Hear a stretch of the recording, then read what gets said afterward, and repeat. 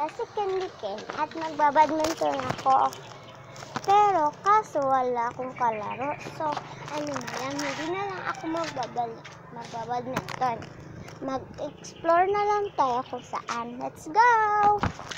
Dito tayo kasi sobrang init na hindi ko makita yung lugar, please. Ay, hindi nyo makikita kasi ang hina ng brightness ko. Pero sa inyo, makikita nyo kung magba-brightness kayo kasi umagang-umaga naman. So, may pasok yung mga kaklasik ko. Pero ako, hindi ako pumasok kasi di naman ako owner, diba? Dito tayo pumunta. Ito yung motor namin. Ito yung motor namin. Maligay tayo. Tapos ito, yung baby set ng kapatid. Yung pinsan ko. Tara, tignan nyo siya. Ang ganda niya. Ang ganda niya sa bayan ng laro. So, balikan po yung pieces na ganda. So, hindi pa nag-follow, mag-follow na kayo please. I want to pick up. Hi, char lang.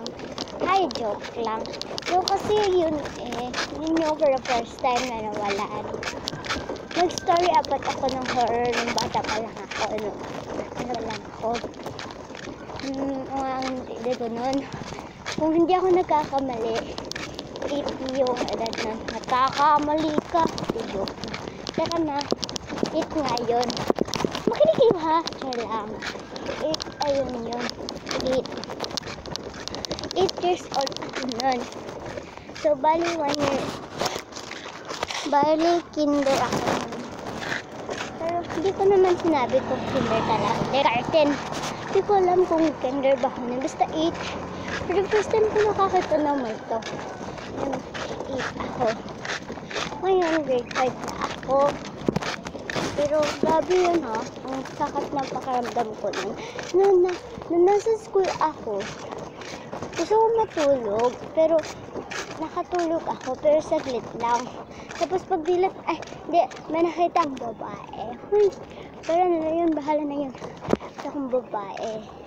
Tapos nabuko. Tapos, ano pa siya? Dugo, tapos, meron siyang mata. Pero hindi ko ma-explain yung mukha niya kasi hindi ko pa rin kung tao ba yun o hindi. Basta yun. Multo. Ano ba yun? Pag gusto ko matulog, pero i-appreciate ko na matulog ako. Sabi nun nila, makakatulog ako kung magbilang ako ng kanding. So, nagbilang ako. Naman ako. 8 years old na, diba ako? Nagbilang ako ng 8. May 1, may 2, may 3. Nakatulog na ako. Paggising ko, hindi ko makalala yung mga kaklase ko.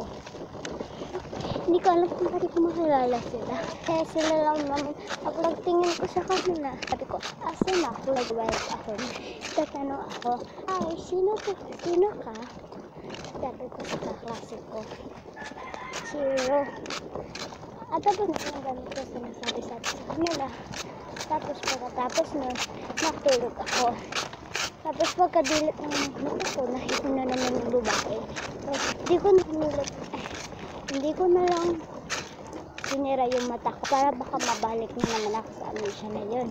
So, balik naman po talaga yung nangyari. Pagkagising ko, kilala ko lahat ng tao. Pero, sabi nila, bakit ko na siya nakasalanan? Kasi in-explain ko nila, yun nangyari. So, hindi ko rin alam bakit ganun. Ano ba sa babae na yun? Kasi yung babae din na iyon, nahulog daw. Dahil sa nahulog siya sa first floor. Tapos, third floor, kasi third floor nga kami. Third floor, tapos pumupunta siya sa second floor. Pero, hindi sa first floor, kasi ang dami ng tao sa first floor. Sa second floor lang siya. Pero wala pa nakakita sa kanya. Ay, meron yung kaklase ko na third eye. Yun. So, pagkahulog niya sa third floor, tapos nabangga nga siya ng sasakyan, pumunta siya sa hospital, pero nandiyan yung kaluluwa niya sa eskwelahan na yun. Nahulog kasi siya kasi gusto dyan kita yung sa iba, kung yun sa taas. Kaya nagkaat ka kung saan. Tapos sinigyan mo, tapos pumiguro siya. Tapos yun, nasagasaan. Dahil hindi ko yung alam kung lahat siya nasagasaan. Siguro dahil nakahulog siya. Tapos yung driver nagmamadali kasi hatid na niya. Tapos wala na ano niya. So, yun lang po sa take. So, thank you po sa pakikinig ha. Isoli mo na ito ulit. Aray. Tapos, i-break lang naman natin ito.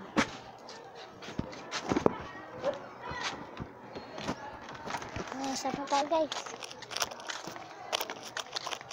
Thank you for listening. Paki-follow na lang please.